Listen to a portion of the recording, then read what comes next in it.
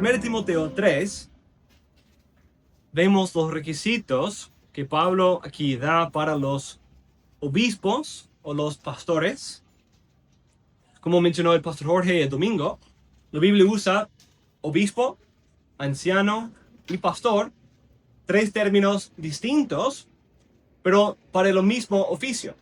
Son títulos que indican cierta perspectiva, cierta parte de las labores de ese ministro. Como anciano es un ejemplo, es una guía sabio. Como obispo supervisa y lidera. Como pastor cuida y protege y alimenta. Aquí habla de obispos, en Tito habla de ancianos, pero los requisitos son los mismos. Y dice el texto, si alguno aspira al cargo de obispo, buena obra desea hacer.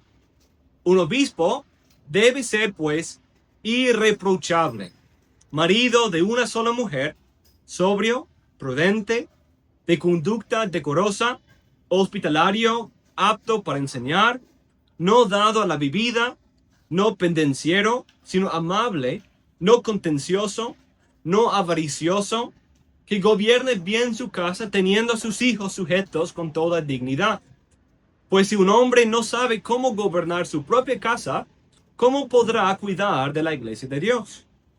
No un recién convertido, no sea que se envanezca y caiga en la condenación en que cayó el diablo.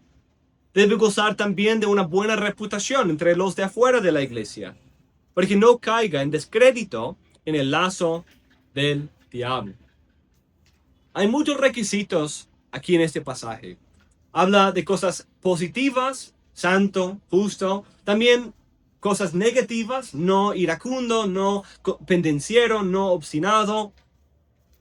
Y también habla de su carácter, su comportamiento en varias esferas. Pero en la semana pasada introdujimos una idea que es como el concepto que rige todo esto. Y es el concepto de mayordomía. El pastor es llamado como mayordomo. Al final del pasaje en 1 Timoteo vemos esa idea, que Timoteo necesita saber cómo conducirse en la casa de Dios. La iglesia de Dios, que es la casa de Dios vivo. Y enfatiza esa idea.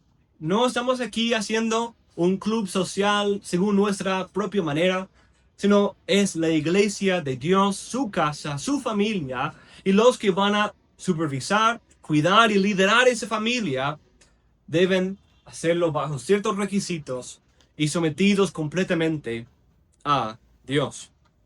Entonces, describimos esa idea del mayordomía como aquel que recibe un servicio, un rol de parte de alguien superior, como una parábola de Mateo 24. El Señor va y deja algunos administradores sobre su viña, y luego va a venir y ver cómo ellos manejaron su administración. Si lo hicieron bien, cumplieron la palabra de su Señor, o si trataron las cosas y los otros siervos como si fueran suyos. Entonces, en esta clase el día de hoy quiero señalar algunos de esos atributos, de esos requisitos de los pastores y ver cómo son maneras de examinar su capacidad como mayordomo. Porque esa es la idea central. Y aquí muestra que antes de entrar a la mayordomía como pastor, ese hombre ya tiene algo de mayordomía, algo de administración, y debemos como iglesia examinar cómo está administrando en estas otras áreas. Y son tres áreas principales que vemos que son parte de los requisitos y también incluso tienen sentido sin esta lista. Pero si él va a administrar, liderar, ser mayordomo en la casa de Dios, debe mostrarse fiel en su mayordomía en esas otras tres áreas. Piensa primero en su propia vida. ¿Cuál es la primera cosa sobre la cual usted tiene mayordomía? Su propia vida, ¿cierto? Eso es lo primero que Dios te ha dado. Te ha dado una vida, un poco de tiempo, te ha dado un cuerpo, y cómo administras eso es lo principal. El inicio de todo creyente. Dios nos ha llamado a todos como mayordomos sobre nuestros propios cuerpos. Y de la misma manera en nuestro pasaje vamos a ver eso, que también parte de la examinación, si él va a ser un administrador en la casa de Dios, debe ser primero un buen administrador de su propia vida, de su propio cuerpo. ¿Qué es otra área de administración que ustedes tienen? De la familia, ¿cierto? De nuestros hijos y también como esposos de nuestras esposas. Son una administración, un lugar de autoridad, un lugar de señorío, donde estamos bajo Dios, cumpliendo su voluntad, liderando como Él nos ha dejado el ejemplo.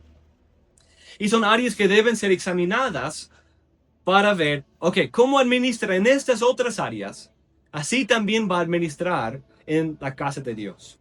Entonces, si no lo hace bien en su propia vida, si no lo hace bien con su esposa, si no lo hace bien con sus hijos, ¿qué podemos esperar para la casa de Dios? No lo va a hacer bien. Entonces, por eso es tan importante, porque es llamado como administrador de Dios. Pero antes de tomar esa nueva administración como pastor, ya ha servido como administrador en su propia vida, con su esposa, con sus hijos. ¿Cómo ha ejecutado esa administración en esas áreas? Esa es la pregunta. Es lo que tenemos que examinar. Entonces vamos a hablar de esas tres áreas en esta noche, como ejemplos de administración, poniendo su capacidad para administrar a prueba. ¿Cómo administra en esas áreas? Y lo vemos muy claramente en la pregunta retórica que Pablo hace en el texto, en cuanto a los hijos. Que gobierne bien su casa, teniendo sus hijos sujetos con toda dignidad. Y de ahí, entre paréntesis, vemos, pues si un hombre no sabe cómo gobernar su propia casa, ¿cómo podrá cuidar de la iglesia de Dios? Nota la semejanza, nota la idea de administración. El administrador aquí, y si no lo hace bien, tampoco lo va a poder hacer en la casa de Dios. Entonces, por eso es tan importante este concepto.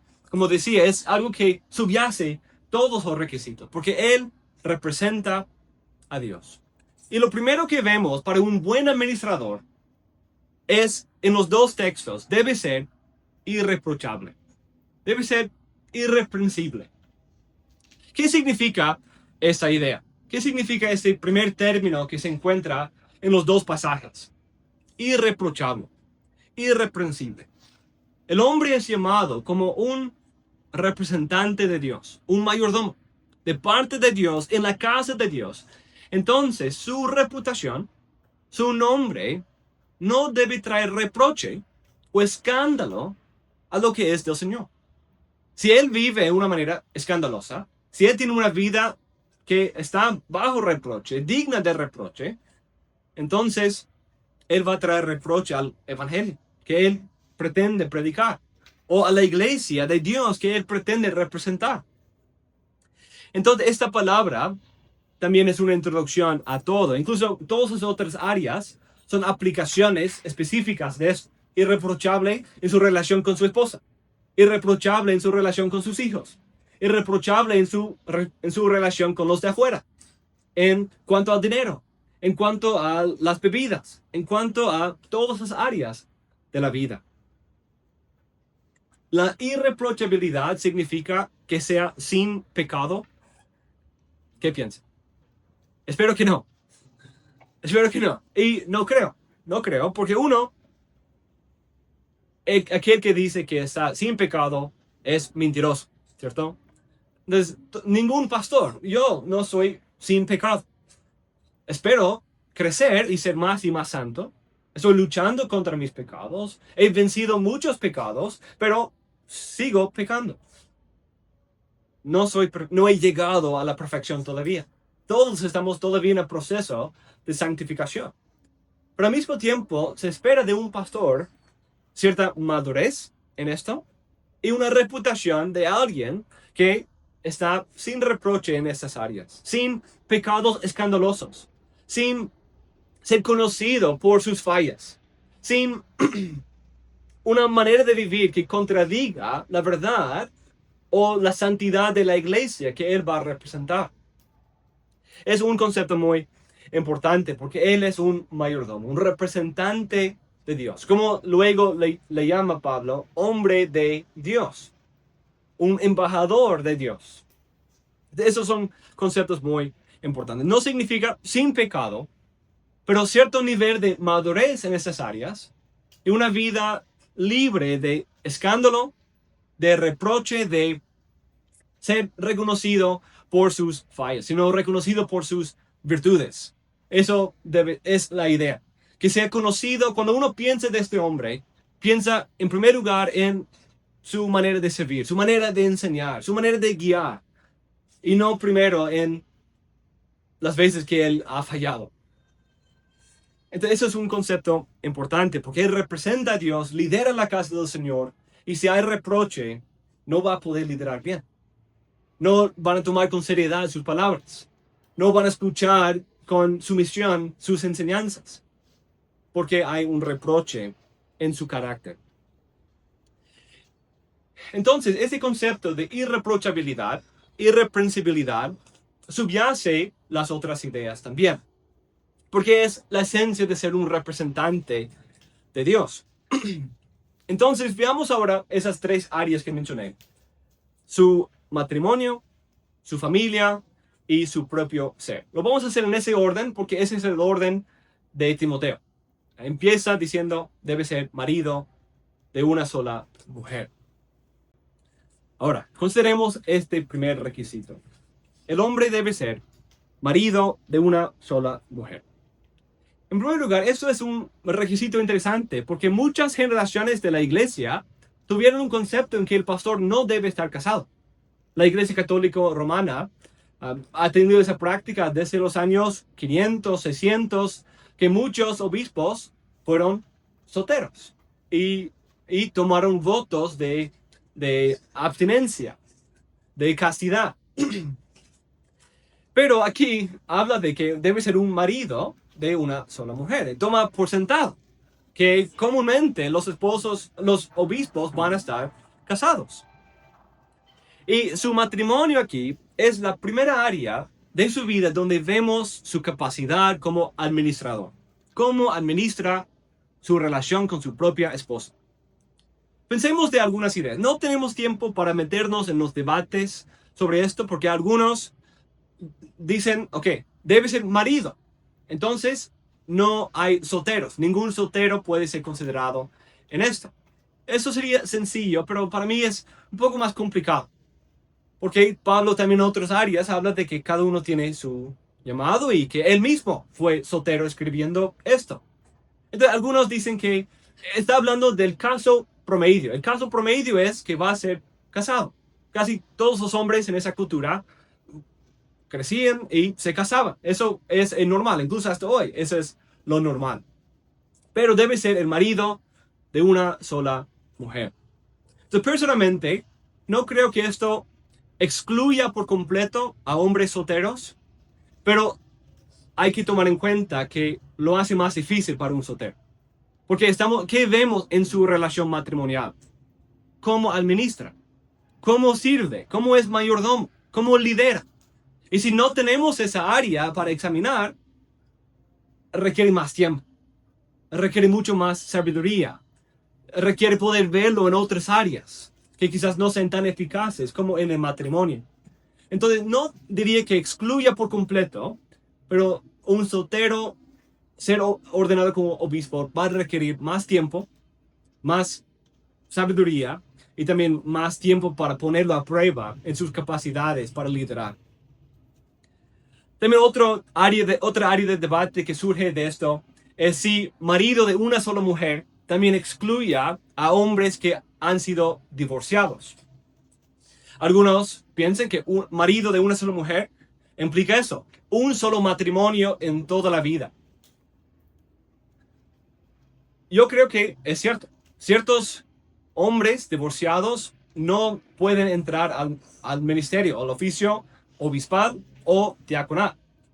Pero al mismo tiempo yo creo que la Biblia misma da cierta legitimidad cuando ese hombre es el víctima de este divorcio, que él fue traicionado o él fue abandonado, como en 1 Corintios 7.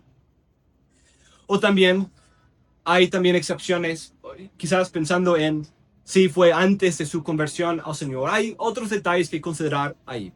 En fin, yo creo que el divorcio sí puede ser un impedimento a este oficio, pero creo que la Biblia misma da cierta legitimidad, cierta libertad al hombre cuando es un divorcio legítimo.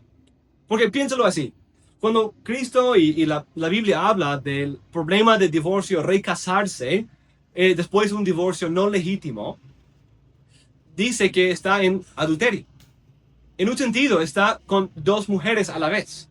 En un sentido, todavía atado a esta mujer, la primera esposa, y ahora ha unido a una nueva esposa. Entonces, en un sentido, no es el marido de una sola mujer, sino de dos. Pero cuando hay un divorcio legítimo por razones de inmoralidad sexual o de abandono en 1 Corintios 7, la Biblia habla de que él es libre de esa unión. Entonces, en ese sentido, no sería ya casado con esa persona. Entonces, sería libre de esa primera relación. Ahora, hay muchos detalles más que meternos ahí. Pero mi perspectiva personal es que no excluye por completo absolutamente a los solteros, ni absolutamente a los divorciados, aunque a veces sí excluye a tales hombres. Pero algo que sí excluye por completo es alguien que tenga varias esposas, ¿cierto? Alguien en una relación de poligamia, obviamente está excluido de esto. Es en esas otras relaciones, otros contextos, que la pregunta requiere más sabiduría y tomar en cuenta todo el testimonio de las escrituras sobre eso. Entonces, eso no es el detalle principal, solo toca hablar de eso al examinar este punto. Ok, entonces pensando en esto, ¿por qué es tan importante la relación matrimonial del hombre para el ministerio pastoral? Piensen en estas cosas. Uno, aquí lo dice, ¿cierto? Es un requisito. Entonces, no solamente cómo enseña, cómo es en la iglesia, también una pregunta central es, ¿cómo actúa en su casa? ¿Cómo es su relación con su esposa? Y esa es una pregunta clave que aquí Pablo presenta. Hay varias ideas que tomar en cuenta en esto. Por ejemplo, un poco después de esto, en 1 Timoteo 5, ¿qué dice de alguien que no cuida bien de los de su propia casa? Es peor que ¿qué? Un incrédulo. Entonces, imagínate eso. Un pastor que descuida a su propia familia. Un pastor que, descuidando su propia familia, termina siendo peor que un incrédulo. Imagínate un pastor peor que un incrédulo. Eso es complicado, ¿cierto? También piensa de 1 Pedro 5. Debe ser que dice que el pastor debe ser un ejemplo. Y esa es una área principal donde debe ejemplificar para la vida, modelar para los hermanos en su relación matrimonial. Debe poder poner su propio matrimonio como un ejemplo. No perfecto, no diciendo yo soy la ley, yo soy perfecto, sino decir, si quieres un buen guía en cómo ser un esposo, puedes venir bajo mi discipulado y yo te puedo guiar. Y puedes decir eso sin vergüenza y sin hipocresía. Otro concepto, en 1 Pedro 3, versículo 7, habla a los maridos y llama a los maridos a hacer que todo marido tiene ese versículo memorizado, ¿cierto? Para aplicarlo constantemente. ¿Cierto? Vivir de manera comprensiva con sus mujeres, comprensiva sabiamente, dando honor, viviendo de manera comprensiva como el vaso más frágil, siendo mujer, dando honor porque es coheredera de la gracia de la vida. ¿Qué? Para que sus oraciones no tengan estorbo, una amenaza. Y yo pienso que ese pasaje es muy interesante, porque para el pastor, ¿cuáles son las dos partes principales del ministerio del pastor, según Hechos 6? Mi hermana Jenny, ¿qué decía? La enseñanza, el ministerio de la palabra y la oración.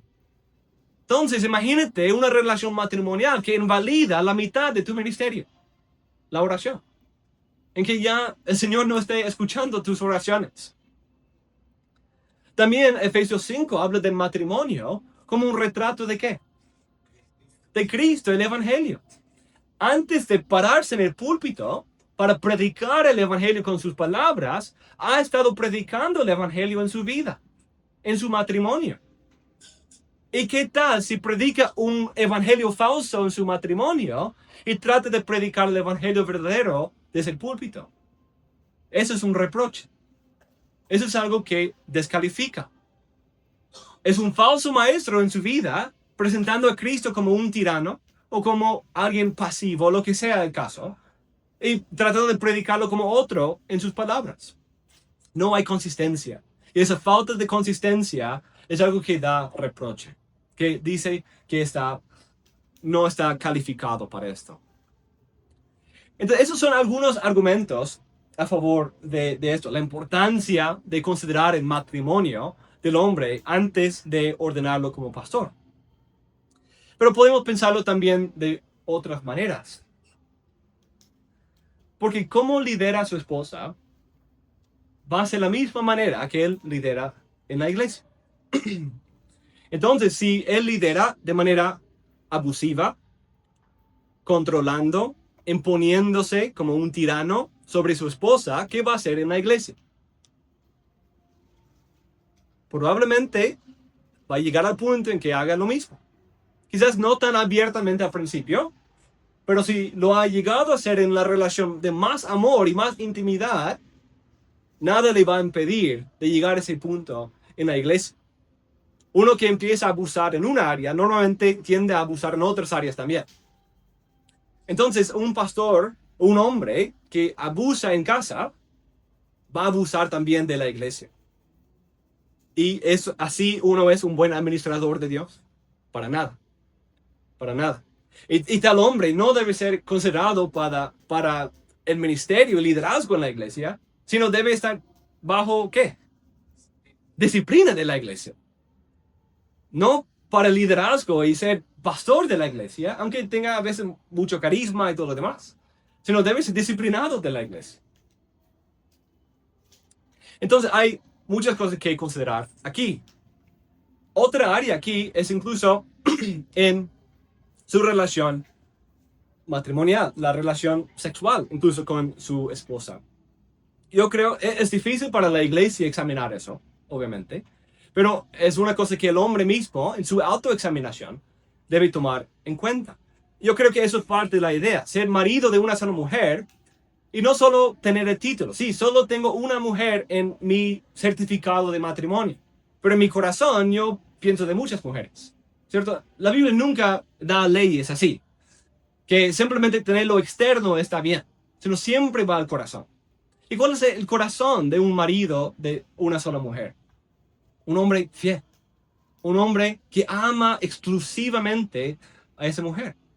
Pero un hombre que coquetea, que es adicto de la pornografía, que es esclavo de pasiones carnales y lujurias. Esas cosas también, aunque más difíciles de examinar, son también descalificantes. Tristemente digo esto porque pasa mucho. Si esa relación no está bien, puede llevar a aún más problemas en el pastorado. Si esa relación no está bien, ahora piensa de la mujer que está forzada, presionada, oprimida en una relación y ahora es la esposa del pastor. Y ahora el pastor dice, pues tú tienes que hacer tal cosa conmigo, porque si no lo haces, yo voy a ver pornografía. Y de ahí todo mi ministerio va a sufrir y va a ser por causa de ti. Bien, espero que creen que soy loco por decir eso, pero tristemente no es una locura. Hay personas que hacen eso y que han hecho sufrir grandemente a sus esposas por esas mentalidades. Poner todo el peso de la pureza sobre su propia esposa. Cuando el Señor ha puesto esa carga sobre él. No es la culpa de la esposa, es su propia culpa, porque el pecado fluye ¿de dónde? De su propio corazón. ¿Una pregunta? Pastor, en el caso de que sea lo contrario, por ejemplo, él tenga un carácter tranquilo y la esposa sea pues la que en este caso manipula, Sí, y a la final sea el tropiezo ella para su ministerio. sí, también. Entonces, eso es la otra parte. Entonces, como él lidera en la casa, también va a terminar liderando así en la iglesia. Entonces, si es un tirano en la casa, va a ser un tirano en la iglesia. Pero también si es pasivo y no dice nada, no corrige, no lidera, no toma decisiones en la casa, tampoco lo va a hacer bien en la iglesia. Entonces, los dos lados, los dos extremos aplican aquí. Entonces, debe ser un hombre que de verdad lidera. Debe liderar, y cómo lidera es una pregunta clave. Pastor, entonces, bueno, en un extremo sería que es un tirano en la Sí. casa, ¿verdad? Entonces, el otro extremo sería en el cual de pronto la esposa es la que toma siempre las decisiones en casa. Entonces, de pronto también esto nos daría a pensar de que así también sería en la iglesia. Sí, sí, exactamente. Entonces, quizás otro extremo sería como completamente descuidar, pero por ahí está también ese problema de que ha abdicado, es decir, ha soltado, suelto su dominio, su autoridad legítima que Dios le ha dado. Pero ese es el problema, ¿cierto? ¿Quién le dio esa administración sobre su hogar? Dios. Y si él cede eso y no ejerce eso, tenemos un problema. No está ejerciendo la autoridad que Dios le da. Y ahora busca otra autoridad que Dios le va a dar. No tiene sentido. Si no quiere esta autoridad en casa, no va a buscar tampoco la autoridad en la iglesia. En mi experiencia, más ha habido el otro problema. Porque normalmente los hombres pasivos en la casa no están buscando lugares de liderazgo en la iglesia. Porque no tienen ese empujo para buscar y liderar y tomar control y poder ser de influencia para otros. Porque es pasivo en la casa. Simplemente quiere que otros le sirven o está contento que otros lleven la fiesta y él no tiene que hacer nada. Es un hombre muchas veces pasivo o perezoso que simplemente quiere placer, quiere su propia comodidad y normalmente esa clase de hombre no está buscando la incomodidad del pastorado. Entonces, sí puede suceder, pero en mi experiencia más he visto la otra parte. Los que quieren control en la casa también quieren control en la iglesia. Entonces toman todas las decisiones en casa y quieren poder tomar todas las decisiones en su trabajo, también en la iglesia. Entonces es esa persona que codicia más autoridad, que muchas veces va poniéndose en el lugar del oficio pastoral indebidamente. Entonces hay mucho que considerar en esta área. La manera de liderar por ejemplo, no es simplemente que su esposa esté contenta en la relación, ¿cierto? Sino es, ¿por qué está así? ¿Cómo llegó a ese punto? ¿Cómo él está liderando para hacer que sea así? Y voy a aplicar lo mismo a los hijos. La relación matrimonial es un contexto clave en que vemos cómo él desempeña administración, cómo él trata a otras personas, cómo él ejerce su propio dominio dominio propio, cuando ese puede afectar a otros. La manera en que él lleva su relación con su esposa, la ternura, el amor, la paciencia, el servicio, el liderazgo en esa relación, va a demostrar cómo el evangelio ha impactado su vida y cómo eso va a impactar también en su ministerio. Listo. Pues otra pregunta que surge en esto es, ok, entonces si debemos examinar su relación matrimonial, ¿hay requisitos para la mujer? ¿Hay requisitos para la esposa? ¿En cuanto a qué pastor? Sí, las esposas del pastor. No pastoras, sino las esposas de los pastores. requisito para que para la esposa no hay ningún requisito. Sí, entonces, si leemos el texto, dice que él debe ser marido de una sola mujer, pero no menciona nada específico en cuanto a su esposa. Hay un texto un poco después, versículo 11, pero está metido en la sección sobre los diáconos. Dice, de igual manera, las mujeres deben ser dignas, no calumniadoras, sino sobrias, fieles en todo. Este pasaje ha sido tomado de varias maneras. O para hablar de diaconisas, algunos tienen esa interpretación. Otros dicen que es las esposas de los diáconos. Y otros dicen que es de las esposas de los dos, pastores y diáconos. Pero incluso sea así, esos son requisitos para las esposas de los pastores. Yo tiendo a pensar eso. Pero al mismo tiempo, mira lo que dice. No son requisitos muy grandes.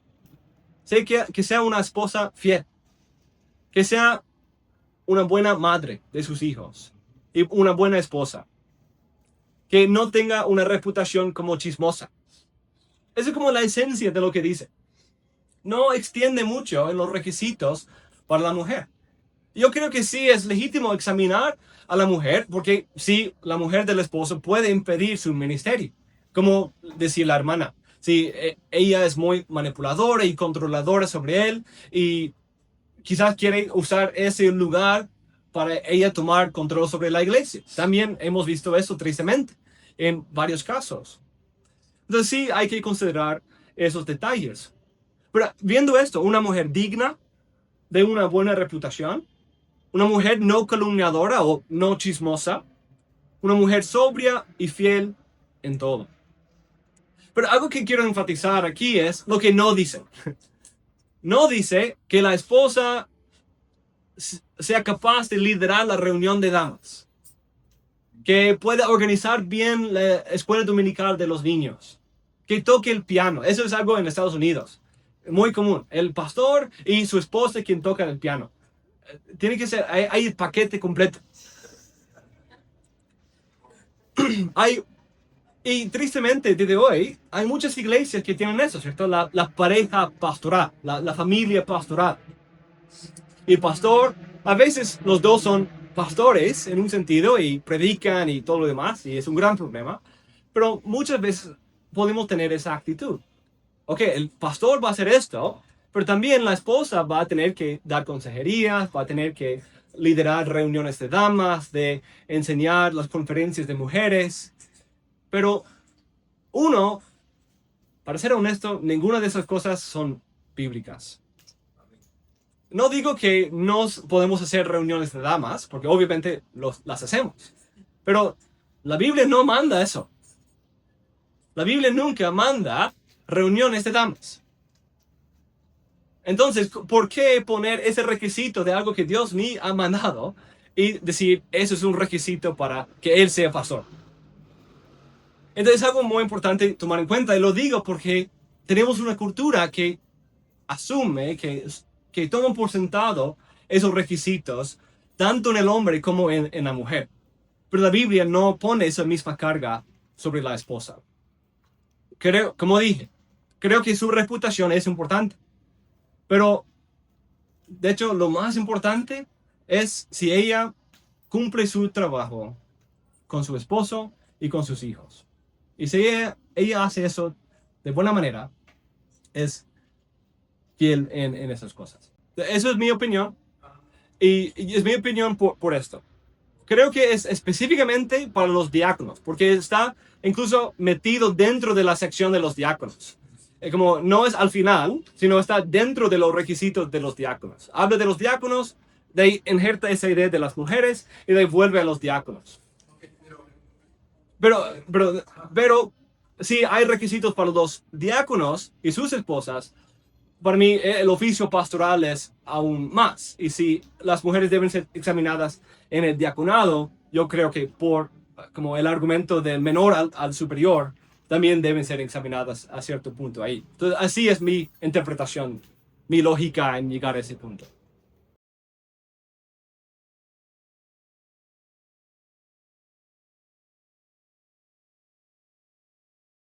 primero, no estamos simplemente buscando sus palabras. No, esos requisitos no es para ir y decir, hermano, ¿tú eres sobrio? Y me dijo que sí.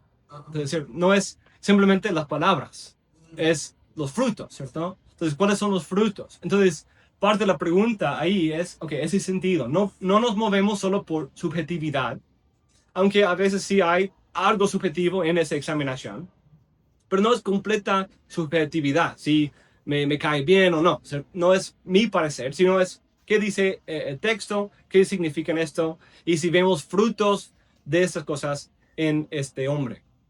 Esa es la pregunta clave. Entonces, si esa inquietud surge por evidencias de frutos malos, eso es una cosa, ¿cierto? De ahí quizás no está sin reproche y podemos señalar las áreas específicas. Y hay que seguir trabajando en esas áreas, verlo madurar y ver si hay un futuro o si se queda descalificado. Hay que considerar esos casos y su extremidad. Al mismo tiempo, como mencioné al principio, hay que considerar si parte del recelo, de la inquietud, es por esas otras experiencias y no por algo específicamente que he visto en esa persona. Porque hay que manejar eso con cuidado. Porque está bien ser cautelosos. De hecho, debemos ser muy cautelosos. Sí, está muy bien. Y esas experiencias deben hacernos aún más cautelosos, ¿cierto? Ver personas que aparenten por cierto tiempo ser hermanos y busquen liderazgo y todo lo demás, y enseñan como hemos tenido en nuestra iglesia, pero terminan apartándose de la iglesia. No es necesariamente justo examinarlos ya diciendo no en nuestro corazón porque no queremos tener esa experiencia. Eso es independiente de ellos. Pero al mismo tiempo, debemos tener cautela, pero tenemos que encontrar un balance en esto. Un balance que esos requisitos son altos, son elevados, pero no son imposibles de alcanzar. No son requisitos tan sublimes que solo Cristo cabe en esa categoría. Porque de ahí no habría ningún pastor en ninguna parte, o solo pastores no cualificados y ilegítimos. Entonces, espero que no sea así. Pero, entonces, si queremos entender eso, que son requisitos alcanzables. Sí, no estamos esperando perfección, pero tenemos un estándar alto y debemos mantenerlo alto, pero no demasiado alto que nadie más puede entrar. Por ejemplo, en cuanto a ser apto para enseñar, ahí es un punto en que es clave ver eso, porque tenemos la dicha del pastor Jorge, quien es un excelente predicador, ¿cierto? Y sería fácil decir, mira, este hermano que lleva 2 años como Carlos predicando, no predica tan bien como el pastor Jorge, entonces no es apto para enseñar. Entonces, el pastor Jorge no es el estándar de qué es ser apto para enseñar. Cada uno puede tener una diversidad de dones. Yo no soy el estándar de qué es ser apto para enseñar. Espero que uno pueda decir, sí, él es apto para enseñar, pero la aptitud para enseñar puede verse de otras maneras en otras personas. Entonces no podemos simplemente decir, tú no puedes ser porque no predicas tan bien como otro pastor que ya tenemos. Entonces tenemos que encontrar ese balance. Mantener el estándar alto, elevado, sublime, mantener la rectitud de este oficio, pero no tan elevado que estamos excluyendo a personas que Dios ha llamado y que según los requisitos bíblicos califican. Entonces eso requiere mucha sabiduría. Entonces, cuando hay esos temores de que sí, es cierto, yo no quiero que Denis o Carlos sea otro de los que hemos visto en el pasado. Gracias al Señor, ninguno de ellos fueron ordenados y no hemos tenido esa experiencia, pero entiendo la conexión. No queremos ver a alguien que lidera, pero de ahí poco después se aparta. Entonces, parte sería qué frutos hay y saber que estamos tomando esa decisión en base de la evidencia que tenemos, con una limpia conciencia en base de eso. No puedo votar en base de lo que va a pasar en 20 años, porque el Señor no me ha dado eso. Pero ¿qué tengo de mi interacción con ese hombre? De escucharlo predicar, de ver su familia, de ver su carácter. ¿Qué puedo decir en base de eso? Porque cuando se descalifica después, hay proceso para eso. Como en cuanto a la membresía. Hemos tenido la misma pregunta en cuanto a la membresía. Pues nos da pena cuando tenemos un miembro que se aparta. Entonces mejor no recibimos a más miembros o elevamos mucho más el estándar porque queremos dejar de excomulgar a las personas. Pero ese es el punto. Tenemos procesos para dejarlos entrar y también hay procesos para retirarlos de esos oficios o de ese lugar de membresía. Cristo nos ha dado los dos procesos porque las dos cosas pueden pasar. Puede ser que un hombre sea calificado y votemos sí por un tiempo, porque en el momento de votar tenemos una limpia conciencia y con la evidencia que tenemos decimos que sí. Pero después de algunos años, como ha pasado, se cae en adulterio o tiene una relación aquí o tiene un problema en su carácter o empieza a abusar de la iglesia. Y decimos, mira, él se está descalificando. Y hay un proceso para, vamos a retirar a ese hombre del ministerio. Incluso en nuestra constitución tenemos esa política. Tenemos procesos para eso. Gracias al Señor no los hemos usado, pero están ahí. Entonces es importante tomar eso en cuenta. No es que ordenamos a este hombre y ya estamos pegados, estamos atrapados. No. Sí, con la evidencia que tenemos hoy, decimos que sí. Y si en algún futuro se descalifique, hay procesos establecidos para tratarlo. Y podemos confiar en la sabiduría de la palabra del Señor. Y por eso la importancia de la limpia conciencia. Entonces, tener cuidado en esa conciencia ahí de la cual está hablando, que no sea solo por temor. Sí, que el temor nos haga cautelosos, estamos bien. Que el temor nos haga aún más cuidadosos en ir, examinar y hacer preguntas aún más difíciles, estamos bien. Pero no simplemente, no quiero eso, entonces rehúso votar afirmativo en cuanto a nadie, aunque sea Cristo mismo. Y que no sea simplemente por sentidos, sino por evidencia. No me convence sus palabras porque veo esto. Porque tengo estas evidencias. Y cuando he confrontado con esa evidencia, no lo reconoció. O no sabe después arrepentirse. O se arrepintió, pero mira, sigue haciendo lo mismo. Entonces, ahí hay esos procesos. Entonces, tomar eso en cuenta. Si es solo el sentido, no escuches. Pero si es un sentido en base de no simplemente palabras y como no me suena, sino evidencias, frutos. Eso es lo que estamos mirando, porque los conocemos por sus frutos. Y también cuidarnos de que no sea solo ese temor, porque yo también temo eso. Yo también no quiero ver eso. Yo también no quiero tener más experiencias como hemos tenido en el pasado. De hombres que lideraban por un tiempo, que servían por un tiempo y ya no están aquí, ni asisten ni a una iglesia. No queremos ver eso. Entonces sí, seamos cautelosos, tengamos cuidado, cuidémonos los unos a los otros, exhortémonos los unos a los otros, exhorten a sus pastores, corrígenos cuando nos ven tropezar un poco, antes de que se convierta en una caída grave, de la cual ya no hay vuelta atrás. Incluso los pastores estamos abiertos a ser corregidos, a ser reprendidos.